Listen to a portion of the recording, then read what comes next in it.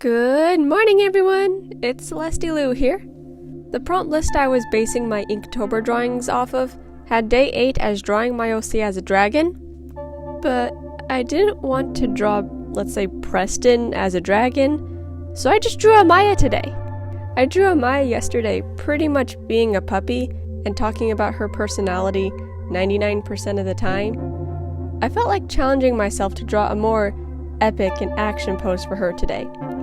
I can't forget that even though she acts like a high and mighty puppy most of the time, she is still a dragon. She is still very much capable of incredible amounts of damage. So this is her as a full-grown adult. Her feet are webbed for easier movement in the water. She has semi-flexible spikes that run down her spine, ending just after the start of her tail. Her little ear fins on the side of her head grow larger, so she's able to make herself look bigger.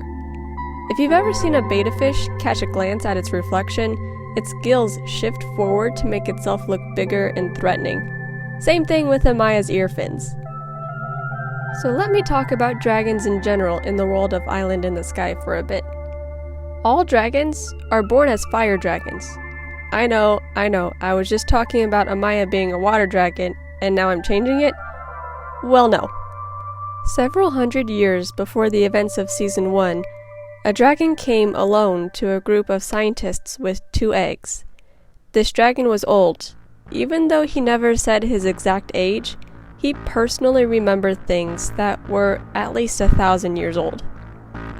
He had explained that the dragons were fading out as a species, and something strange had been happening with their young. Their eggs were taking far longer to incubate than normal. One of the eggs he brought with him was laid just over 400 years prior. Now, not all of those baby dragons were hatching. The adult dragons could see the egg moving as the baby tried to hatch, but some eggs just stopped moving and grew cold. The majority of the eggs that did hatch were fine, fire-breathing dragons capable of hunting and defending themselves just as normal. But some dragons that did hatch couldn't breathe fire. More specifically, their fire wasn't strong enough to travel up from their chest and leave their mouths. Those dragons didn't last long. The elder dragon explains that the 2 eggs he brought needed help. One of them was taking far longer than it should to hatch, and the other he feared wouldn't even be able to, as it felt weaker than normal. He asked the scientists what they can do to help and gave them the eggs. The scientists took the eggs and got to work. They found a way to incubate the eggs, so they hatched between 25 to 30 years, a significant improvement. The stronger egg of the 2 hatched into a fire dragon. The elder dragon was pleased.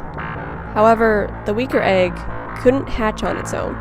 Since at that time scientists had already found a way to allow people to control a small bit of elements via specific gemstones and crystals imbued with power, they implanted one, specifically a crystal imbued with the light of the sun itself, into the chest of the baby dragon still in the egg, just above the fire sac in its chest.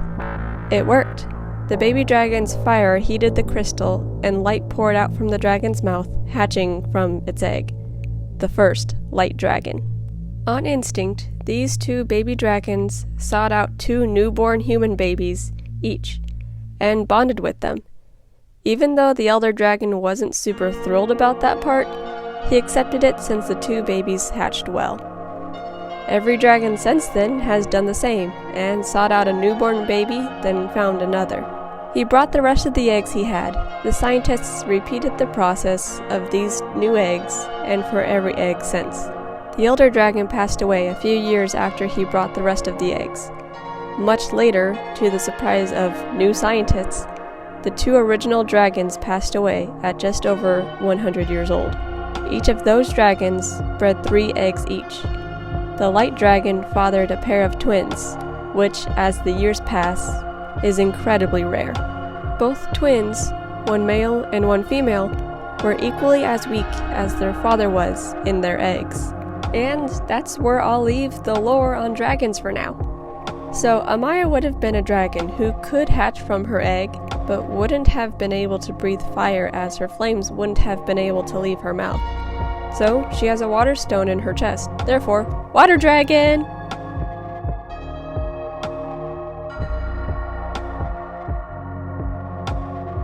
I absolutely love how this turned out.